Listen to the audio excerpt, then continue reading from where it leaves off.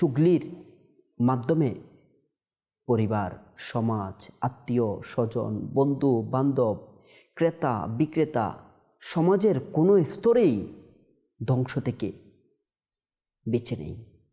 হ্যাঁ, এই চুগলি নামক ব্যাধির কারণে আজ পরিবারের মধ্যে, ভাই ভাইয়ের মধ্যে, বউ শাশুড়ির মধ্যে, আত্মীয় স্বজনদের মধ্যে, এমনকি মালিক কর্মচারীর মধ্যে, যাদের মধ্যে গভীর আন্তরিক সম্পর্ক ছিল, যাদের একে অপরকে ছাড়া চলতে পারত না, একে অপরকে ছাড়া খেতে পারত না, একে অপরের সাথে গভীর আন্তরিক সম্পর্কের মধ্যে আবদ্ধ ছিল, আজ একটা চুগলি তাদের মধ্যে এমন পরিস্থিতি তৈরি করে দিয়েছে, আজ কেউ কারো চেহারাই দেখতে পছন্দ করেন না, ঘৃণা করেন, আওয়াজ শুনতে পাচ্ছেন না, বিরক্ত হয়ে যান, মহব্বত দূর হয়ে যায়, এমনকি একে অপরের ক্ষতি করার জন্য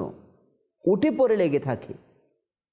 আল্লাহ তাআলার পানা, একটি পর্যায়ে এমনও হয়ে যায় হত্যাকাণ্ড সৃষ্টি করে দেয়।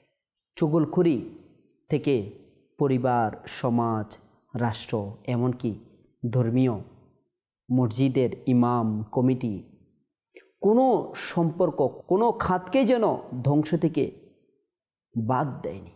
পবিত্র কোরআন পাকের মধ্যে মহান রব্বুল আলামিন চুগলি সম্পর্কে ইরশাদ করেন, কাঞ্জুল ইমান থেকে অনুবাদ, খুব নিন্দুক, এদিকের কথা ওদিকে লাগিয়ে খুব বিচরণকারী।